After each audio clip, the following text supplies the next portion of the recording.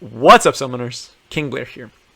Today we're going to be doing a showcase on my favorite slot machine unit, Silverblade Aramintha, who's one of the most recent additions to my team. So what we'll be doing today is first talking about the build, talking about her, how I draft her, and then actually showcasing her in RTA. What's going to be a little bit different this time than what I normally do is I'm going to be showcasing the RTA matches. I will not be talking to them. They will just have music in the background so you can enjoy the match and just take in all the RNG that's happening. Now, if you don't like this format, please let me know in the comments. It's something new that I want to try to see if you guys are interested in, where I talk more about the unit and then let you guys watch the fight for yourself. But if you prefer me talking about the fights and explain what's going on like I normally do, let me know in the comments as well. But with that, if you like the video, make sure you like, subscribe, and join the Discord server. Link down in the description. Alright, first let's talk about the build. I will also be talking about the conclusions, kind of like the overall things. But first, the build, because it's not the most traditional build for what people think when they think Ml Araminthia. Right? So the big thing is that she's going to be on counter immunity, and Abyssal Crown, that's pretty standard. Abyssal Crown just lets her stun like crazy with the S1 and S2. But as far as the actual build, the reason why I did this is because I'm not a speed player. I'm not a player that has the craziest speed gear on the planet. Right? So to do that, I decided to go with counter immunity and have her more as a turn 2 unit that's able to take away the opponent's turn 2. Right? So that's the idea behind the Ml Araminthia, is wait for their buffs to go away, wait for that initial immunity to go away, and then do my S3. This makes it so I don't necessarily have to bring a stripper, especially if the opponent doesn't bring an immunity setter, and especially if they bring things like Maid Chloe, they're not going to bring a immunity setter when they think they have a cleanse, right? So they'll be able to set up their whole combo. They'll try to kill her, but she's too tanky and she will not die from the initial combo, and then I'll come in turn 2 and take away that advantage. So that's what's really cool. I also have the chance to counterattack on the turn 1 and be able to potentially stun them with the Abyssal Crown and with the S2 and then just mess up their turn 1, right? It's a pretty fun build for boosters. Overall, do I think she's a competitive unit that is going to be seeing immense amount of plays? No, she is, as I mentioned, a slot machine unit. There are times where this unit gets me wins I should not have gotten, and there are times where this unit makes me lose when I shouldn't have lost, right? So it's definitely a slot machine unit, but it is so fun and so exciting, especially when paired with Spez, which I actually did get to get the combo off in one of my RTA matches. So with that, how do I draft her? Essentially, I only will pick her as a 4th or 5th pick because I don't want the opponent having too much time to respond to my Ml Ara pick. I want them to only have 2 picks to try to counter it or to decide to ban her. So that way it's more likely that she'll go through or that she'll get banned. I also typically will not take her into cleave, but I will take her more into aggressive booster teams. Things like Landy, right? Things like Stennin, where I know they're not going to be able to kill me, but I'll be able to take away that critical turn 2 away from them and be able to kind of reverse cleave them, right? So that's how I draft her and the idea behind it. And again, just when I want to have fun. When I'm trying to climb, I don't pick her as often. I'm still trying to figure out if she's like super competitive. But yeah, that's my build on her, and this is one I'll be showcasing. So with that, let's get to the RTA fights.